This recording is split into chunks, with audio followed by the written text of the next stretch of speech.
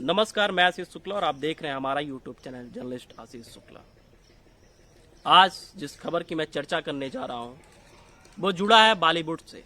वैसे तो मैं बॉलीवुड की कोई खबर नहीं बनाता हूं, लेकिन ये खबर जुड़ी है एक ऐसे अभिनेता से जो अपने कैरियर की बुलंदियों पर था, लेकिन जो बॉलीवुड की काली करतूत है उसके कारण उसको अपनी जान गंवानी पड़ी।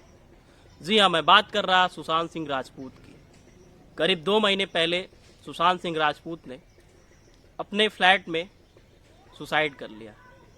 वैसे ये सुसाइड नहीं बल्कि एक हत्या है, क्योंकि अगर किसी भी व्यक्ति को मानसिक रूप से प्रताड़ित करके उसको आत्महत्या के लिए मजबूर किया जाता है, विवश किया जाता है, तो उसको मैं आत्महत्या नहीं मानता, उसको मैं हत्या का रूप ही मानूंगा और वास्तविक में वो हत्या ही है। महाराष्ट्र सरकार आत्महत्या के बाद पूरी तरीके से उदासीन थी और जैसा अब तक होते आया है बॉलीवुड में आप देखेंगे भाई भतीजावाद यानी नेपोटिज्म बहुत अधिक सक्रिय है। ये ऐसा कभी नहीं हो पाया है कि जो बिना फिल्मी बैकग्राउंड के कोई भी सामान्य सा इंसान, चाहे वो स्त्री हो चाहे वो पुरुष हो, बहुत अधिक बुलंदियों पर बॉलीवुड में नहीं जा सकता है, क्योंकि भाई भतीजावाद बहुत अधिक एक्टिव है बॉलीवुड में। खास तौर पर मैं बात करूं करण जौहर की, महेश भट्ट की और आदित्य चोपड़ा की। इनका सुशांत सिंह राजपूत से क्या संबंध है, मैं आज उसकी खुलकर चर्चा करूंगा। और जो शुरुआती खुलासे हुए हैं उसके आधार पर तो सच यही दिख रहा है कि रिया चक्रवर्ती, जो सुशांत सिंह राजपूत की गर्लफ्रेंड थी, वो एक मोहरा बनी सुशांत सिंह राजपूत को मजबूर करने के लिए कि वो आत्महत्या करे। महेश भट्ट, करण जौहर और आदित्य चोपड़ा, इन तीनों की मिली भगत के कारण रिया चक्रवर्ती को भेजा गया कि तुम जाओ सुशांत सिंह राजपूत को अपने माया जाल में फंसाओ और इसका फिल्मी कैरियर खत्म कर दो और अंत में ये थक के हार के मौत को गले लगा ले। वैसे ये पहली बार नहीं है जब बिना फिल्मी बैकग्राउंड के तमाम अभिनेता अभिनेत्री बॉलीवुड में गए और अपने कैरियर की ऊंचाइयों पर जा रहे थे, लेकिन इन्हीं जैसे घटिया मानसिकता वाले लोगों की वजह से उनको अपना जीवन खत्म करना पड़ा। सुशांत सिंह राजपूत की मौत के शुरुआती दिनों में तो यही लग रहा था कि वो डिप्रेशन में थे और वो सुसाइड कर लिए।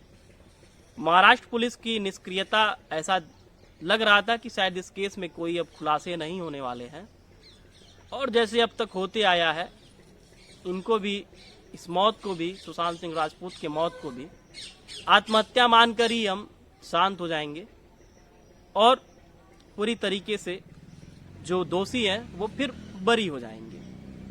आखिर अब तक यही होते आया है। लेकिन कुछ दिन पहले एक नया मोड़ सामने आ गया।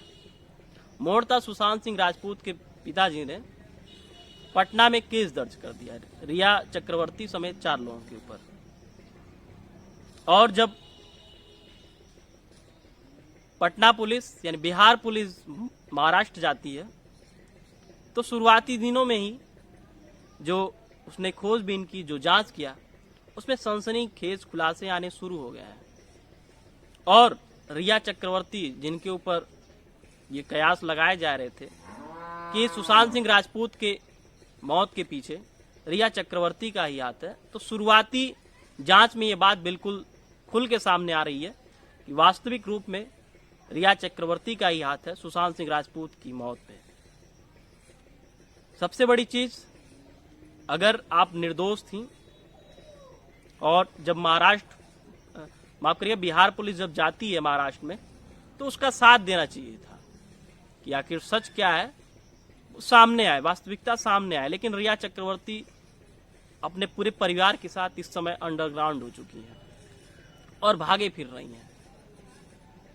और सबसे बड़ी चीज, महाराष्ट्र पुलिस जब बिहार पुलिस खोजबीन जांचबीन करने के बाद आ रही थी, तो ऐसे वीडियो भी आए हैं, सोशल मीडिया पर वायरल हुए हैं कि महाराष्ट्र पुलिस जब प्रेस वाले मीडिया वाले उनसे बात करना चाहे बिहार पुलिस से कि आखिर आप जो सुशांत सिंह राजपूत से जुड़ी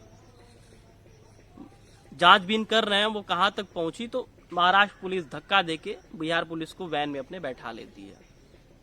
दूसरी चीज, जब आर्यन हॉस्पिटल जहां पे सुशांत सिंह राजपूत का पोस्टमार्टम हुआ था, जब बिहार पुलिस वहां पहुंचती है और वहां के डॉक्टर से रिपोर्ट मांगती है कि मुझे पोस्टमार्टम का रिपोर्ट चाहिए, तो वहां के डॉक्टर पूरी तरीके से मना कर देते हैं कि मैं आपको रिपोर्ट नहीं दे पाऊंगा। और हमने महाराष्ट्र पुलिस को रिपोर्ट दे दिया है। ऐसे में तमाम तरीके से जो अटकलें आ रही हैं, जो अब तक था उलझने थी लोगों के मन में, लोगों के दिमाग में, कि हाँ सच में महाराष्ट्र पुलिस भी मिली भगत है, ये तथ्य बिल्कुल सही साबित हो रहे हैं। महाराष्ट्र पुलिस भी पूरी तरीके से मिली हुई है। जिस तरीके से बिहार पुलिस पूरी तरीके से सक्रिय है, जांच कर रही है, उससे तो ये साफ जाहिर होता है कि आने वाले कुछ दिनों में दूध का दूध, पानी का पानी और पूरी वास्तविकता सामने जरूर आएगी। दूसरी चीज, जहां तक शुरुआती कयास लगाए जा सकते हैं, तो रिया चक्रवर्ती का जो नाम सामने आ रहा है और जो उनके ऊपर एक आरोप प्रत्यारोप लग रहे थे सुशांत सिंह राजपूत के मौत के पीछे, वो कहीं ना कहीं बिल्कुल सच साबित हो रहा है कि हाँ सच में रिया चक्रवर्ती ही दोषी है। दूसरी चीज, जब उनके गार्ड से, सुशांत सिंह राजपूत के गार्ड से बातचीत हुई, तो उसने कहा कि रिया चक्रवर्ती फ्लैट के ऊपर पार्टियां बराबर करती थी और सुशांत सिंह राजपूत अपने कमरे में सोते थे, लेटा करते थे। और भी तमाम तरीके के खुलासे हुए हैं। आखिर एक सुनियोजित हत्या को आत्महत्या का नाम देकर बॉलीवुड की जो काली करतूत है उसको छुपाया नहीं जा सकता। और एक प्रतिभावान कलाकार जो पूरे भारतीयों के दिलों पर अपना छाप छोड़ चुका था और राज करता था, आखिर वो अब इस दुनिया में नहीं है, तो उस काली करतूत और वो सच्चाई तो सामने आनी चाहिए कि आखिर उसके मौत के पीछे किसका किसका हाथ है। ऐसे में अगर ये केस दब जाता तो न जाने और कितने इसके शिकार हो जाते। रही बात, ये जरूरी था जिससे आने वाले भविष्य में जो नेपोटिज्म बॉलीवुड में पूरी तरीके से छाया हुआ है उससे लोगों को निजात मिलेगा।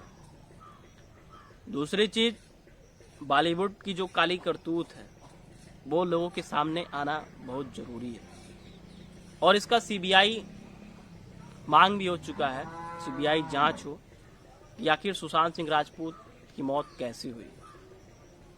सुब्रमण्यम स्वामी ने भी केंद्र सरकार से गुहार लगाई है और सुशांत सिंह राजपूत की बहन ने भी गुहार लगाई है। तो हम उम्मीद लगा सकते हैं कि जो वास्तविकता है, आखिर क्या सच्चाई है, आखिर सुशांत सिंह राजपूत ने सच में आत्महत्या किया है या फिर सुनियोजित हत्या है, वो तथ्य, सच्चाई खुलकर सामने जरूर आएगी। लेकिन बिहार पुलिस की जो शुरुआती रुझान है, जो शुरुआती सफलता है, वो कहीं ना कहीं बिहार पुलिस बधाई की पात्र है और हम उम्मीद करते हैं कि जो ईमानदारी अब तक बिहार पुलिस ने बरता है उसको आगे भी बरतेगी और पूरी सच्चाई देश के सामने जरूर लाएगी। तो ये तो रहा बॉलीवुड का एक अध्याय। और भी अध्याय हैं बॉलीवुड के, और भी काले करतूत हैं जो लोगों के सामने, दुनिया के सामने आने बहुत जरूरी हैं और मैं कोशिश करूंगा आप लोगों के सामने लेकर आऊं। जरूरी है क्योंकि बॉलीवुड जितना ऊपर से साफ सुथरा दिखता है, ये अंदर से उतना ही काला है। इसकी वास्तविकता बहुत गंदी है। तो फिलहाल के लिए बस इतना ही। फिर मिलेंगे एक नए विचार के साथ, एक नए मुद्दे के साथ।